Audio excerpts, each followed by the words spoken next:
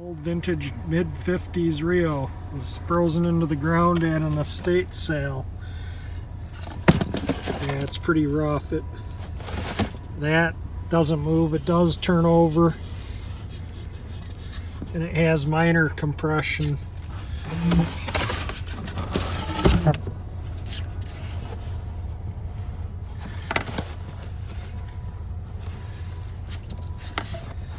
Looks like 11H 3H 45664. Anyway, just thought that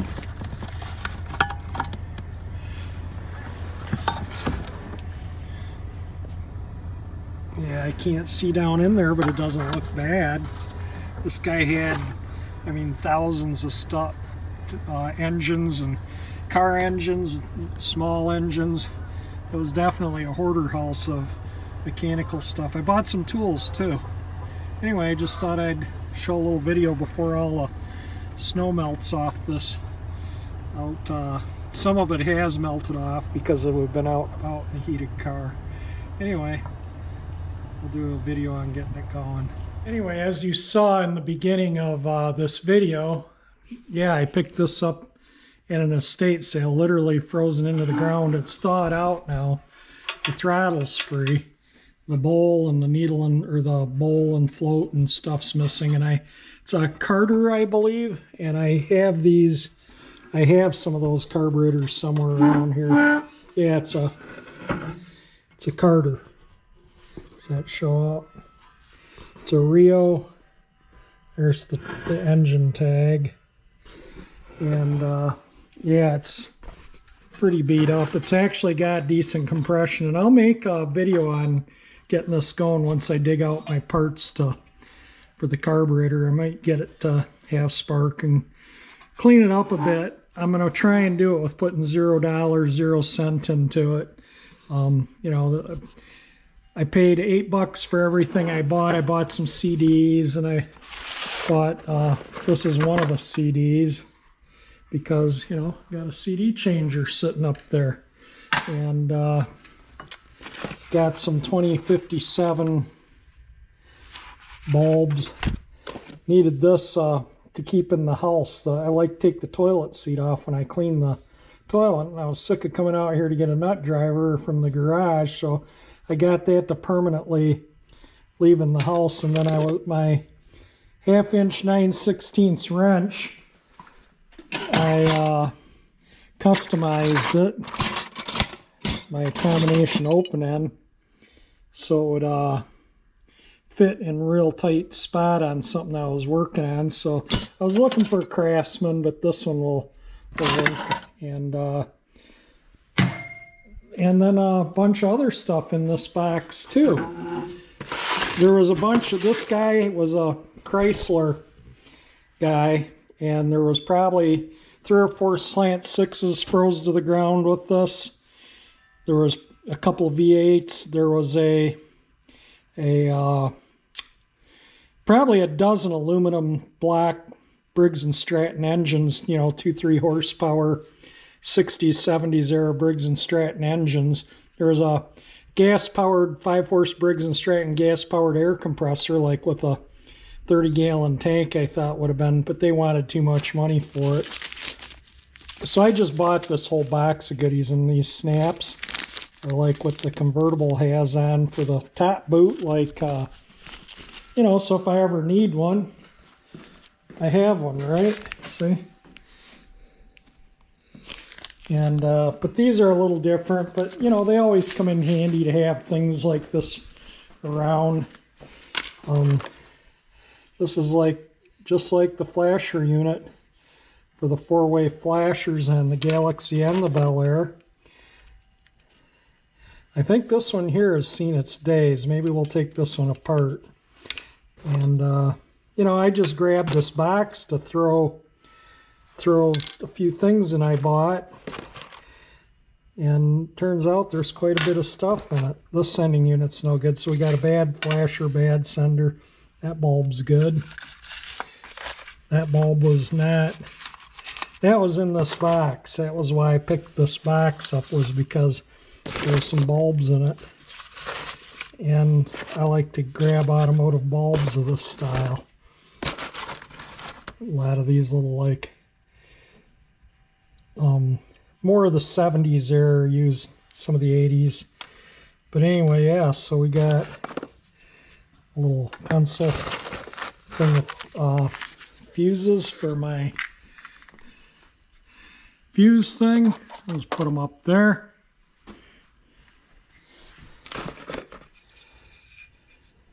Electronic flasher.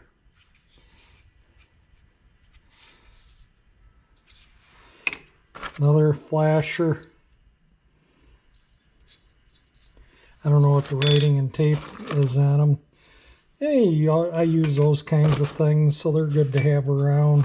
I think that's part of a spark plug wire loom.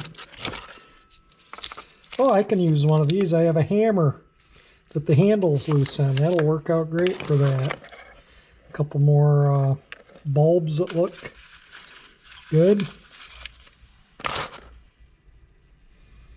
And they are the 2057s. Valve stem seal stud, which I'll keep. The spring, which I'll keep. Bolt, which will go in my parts drawer, solace bolt, and another one of those type of bulbs. So we did all right, so I'll throw all this box away and throw these away. I'll tear this flasher apart for you so you can see it's obviously no good. That's, you know, falling out. But anyway, I just wanted to show you what I got in this estate sale today. Try and get this thing opened up.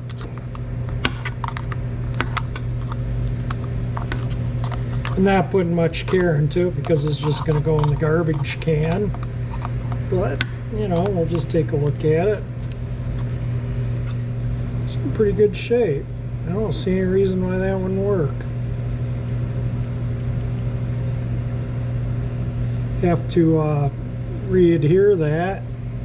But yeah, I could put it together and straighten this up and make it work. I mean, you know, nothing wrong with it. Anyway, yeah, there we go. The innards of a turn signal flasher unit. And if you can't see the contacts, let me see if I can. This is the one contact, and then the other is on this little thing, and as it heats up, can you see the other contact? I don't know if you can see the other contact in there or not. But anyway, that's not much to a turn signal flasher, is there? You can see it was a manufacturer's defect. See where the thing that was supposed to stamp the rivet didn't hit it on the rivet, hit it off to the side. So that's been like that since it was brand new. Probably never been used because when they go to plug it in, it probably just shoved that up in there. But I think I can totally fix that. I also cleaned this up, and it's got a number. I don't know if that's legible or not. It's 6104. That's a pretty good size pipe thread on that, but definitely, I mean, that looks like, I would guess 3/8 pipe thread, but that looks like a perfectly good sending, and it looks like it has a little flashing or something. Yeah, it was just a little plastic flashing right there. But this thing that's brand new, no doubt about it. Little things like this I can do, you know, because I can just sit here at my bench. You know, I really wanted to buff the peen out on the Galaxy, but that moving around and stuff with this catheter, like doing that, just doesn't work. I'm gonna scheduled for my surgery in March, so hopefully we can get this taken care of and get my prostate out and get rid of this catheter. Just kind of giving you an update. Other than that, I feel really good. I can get around, do things, just kind of limited. I can't really walk, or, you know, I can run the snowblower, but it's a little uncomfortable after a while. But, you know, I can sit here at the bench all day and fool around. That's why I bought this, just something to fool with, you know, for the few dollars it cost. And I think we'll get spark. I'll drain the oil out first, or the water or whatever's in the crankcase, and then we'll see if it has spark and go from there. Well, let's see what's in that crankcase. I got my plug socket thing out, and I don't even know if that'll, I don't know if I'm going to be able to, let me just slide the motor back here to break that loose and tip you down here so you can see what I'm doing.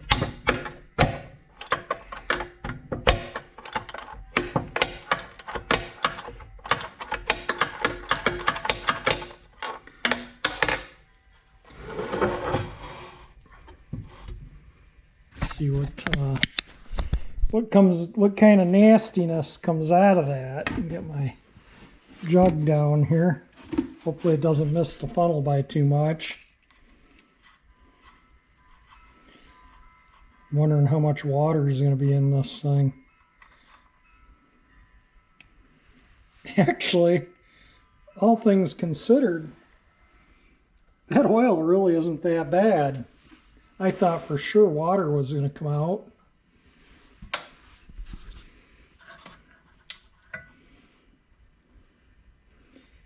Yeah, that's not bad.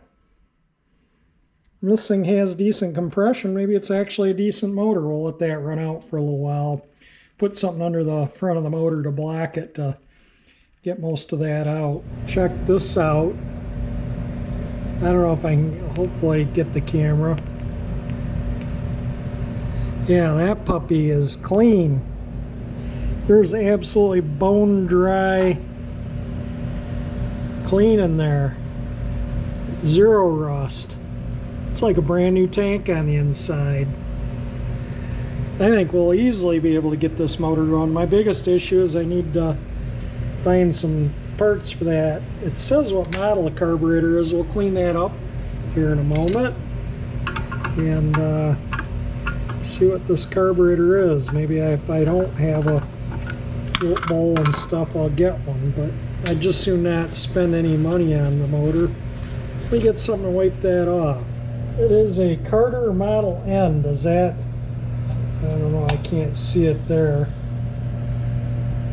but it is an N. And this thing used to have a recoil. You can see where the recoil was welded on, and I believe this is part of the recoil mechanism. So somebody's devoided of the recoil. And REO stands for Ransom Eli Oles. So let me pull the plug, see if we have any compression. The oil's still dripping out. Or, well, we know we have compression. See if we have spark. It's actually got really surprisingly good compression. Well, if any of you guys have a Carter Model N that has some carburetor parts, I need, looks like the pin for the float, the needle and seat, the bowl, and the nut to hold the float on, and anything else you might, maybe a whole carburetor that I can use for parts. I looked and I couldn't find, I know I have some Carter Model N carburetors. I used to have several REOs I've used over the years, and a little runabout, and I had one with the same motor. The governor spring, for the governor there's a cable that attaches here, a little spring that just goes between here and here. It works a little vein in the blower housing there. But anyway, if any of you have a N, leave a comment and I'll try and get a hold of you. Maybe we can work something out to where I can get some parts for it from you. Spark plug wasn't even tight. I got my socket out and went to turn it and it was loose. Not bad. All right, let me get something and we'll see if that might see if it sparks just there. Well, wait, this is touching the engine block. Let me get a spark plug and undo that and see if we have spark. Found a spark plug. It's a First Fire. This is just a plug I had in my parts hoard, and I don't know if it's the right one or not. It says it's an FF12. Don't ask me, makes First Fire, but I needed one that the top would unscrew because this has like an eyelet that it goes through. So you just kind of do it like this. If this thing has spark, I'm going to put some oil in the crankcase and shoot some some gum out in the carburetor intake and see if it fires. Let me figure out how I'm going to prop that so we can all see it. Turn the light off there. Well, let's spin it and see what happens. Oh wow, it's got spark. Oh my God, I can't believe what I'm seeing. Can you see that? That blows my mind. I'm going to put the plug in, put some oil in it, and we're going to give it a whirl and see if it fires. I'm surprised at how much oil this thing holds. I thought I was going to overflow it. I'm pouring the oil in and pouring it in and looking at it, and it's like, it's not full yet. Anyway, it is now. Let me get this plug started here. I think it's got a little dirt on the threads. Something anyway. All right, let me clean the threads out carefully there. I gotta have both hands here.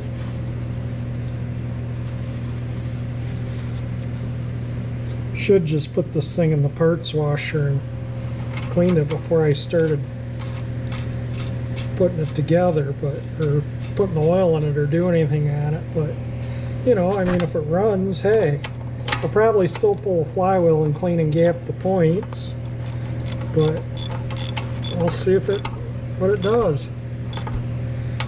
Okay, it's full oil. Let's clamp it to the bench and let me find a rope and we'll give it a pull or two. I just made a Mickey Mouse. This was in my truck. I use it to tie things down, and these motors run counterclockwise because they actually go off the cam, which runs clockwise. That's the camshaft over there, not the crank. That is the output shaft on these motors. But in case if it starts and smokes, we're going to turn the exhaust fan on.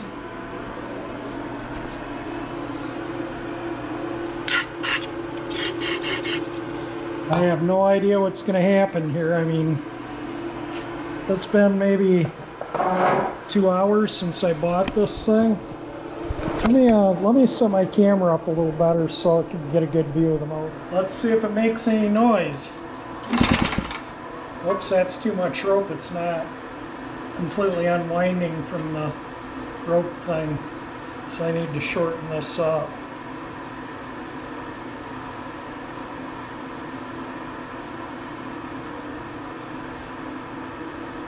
It might not be sparking under compression. You know, it was a spark, but it wasn't the strongest in the world. But we'll give it a whirl anyway. Why not, right?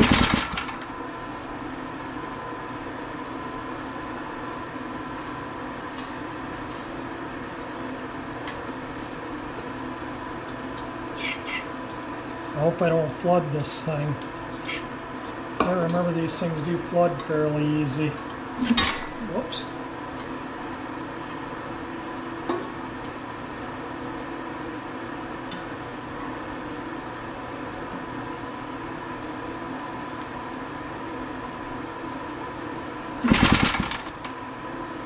It may not go. I may have to pull the flywheel, but we're going to give it a couple more pulls.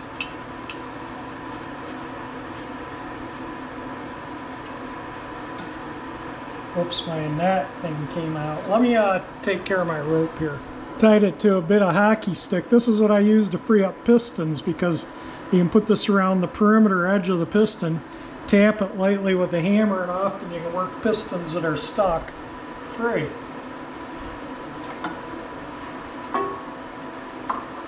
This will be easier to grip. I don't know if I overdid it with the gum out or not. I'm going to give it one more pull and I'm going to pull the plug and look at that. Alright, I'm going to pull the plug. There's no point in beating a dead horse. If it runs, it runs. If it doesn't, it doesn't. But I'm going to pull the plug and see if they're saying the fuel on it. Yeah, that puppy's as dry as a bone. So we'll give it some go juice in here. And we'll give it some more go juice in the carburetor. Well, I'll get this button back out and we'll give it another yank or two.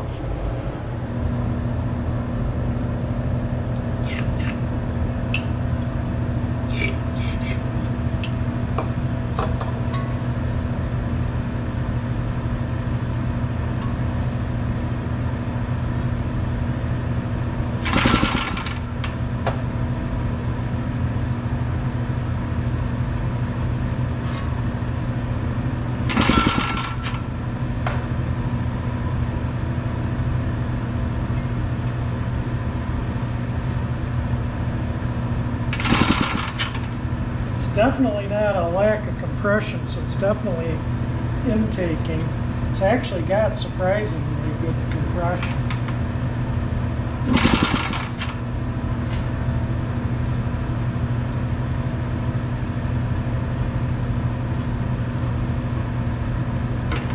And I don't think I flooded it, but who knows, you know, I might have. My little tube thing has a bend in it, so it's, see?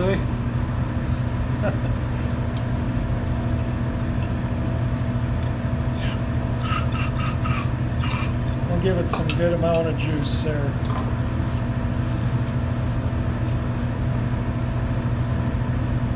Doesn't go here, we'll get the brake cleaner out and give it a shot of that.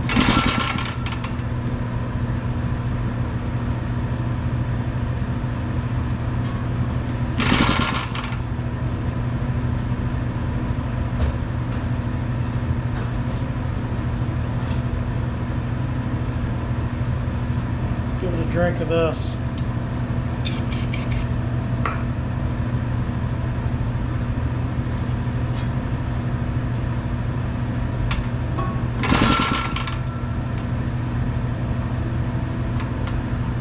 One more pull and then we're going to start taking things apart to see why it's not firing. Okay, no point in just pulling it until my arm's sore. But it did cough out the carburetor, so I'm going to give it one more. Alright. Not starting, so there's something wrong with it. If they don't start within 2 or 3 pulls, there's some issue. Let's pull the plug and check for spark again. Yeah, that thing's soaking now. It might be flooded. It's definitely got fuel in it. But let me check spark one more time. Well, let's see if we have any spark stuff. Oh yeah, we got good spark. It's definitely not a spark issue. So maybe it's a flywheel key is sheared, or it's just a fuel issue. Although it was wet, so it might just be flooded. I'll give it a pull without putting any more fuel in it in case it was flooded.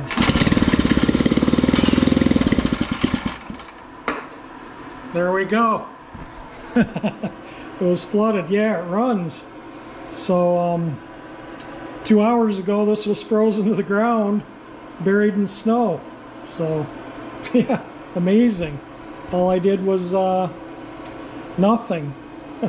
Put a spark plug in it, primed it with some fuel. If we had a float, you know, the rest of the carburetor parts, this thing would sit and run for a while. Let me give it one more shot of juice and see what happens.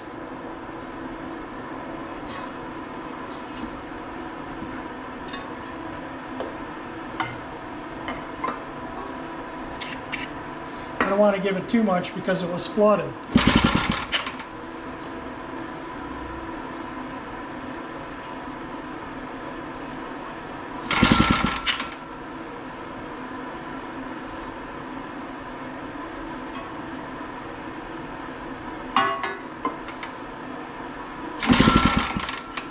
Well, maybe it needs a little bit more.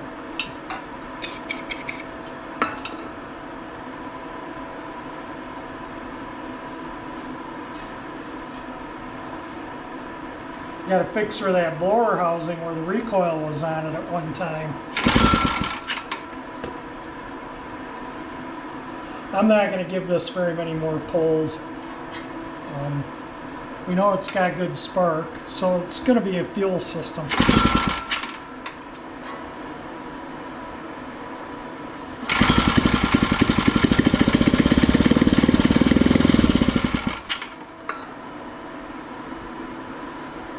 Floods really, really easy.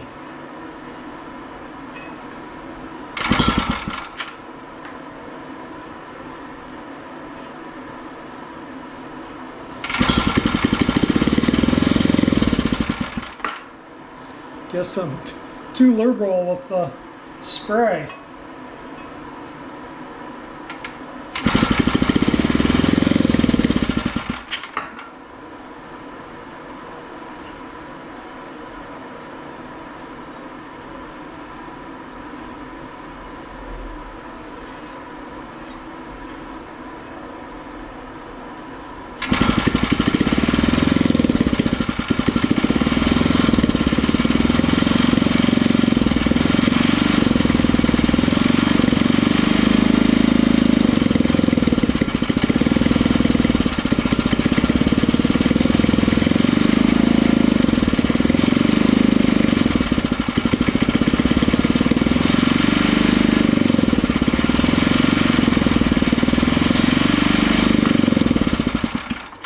Alright, I'm not going to smoke the garage up all the heck.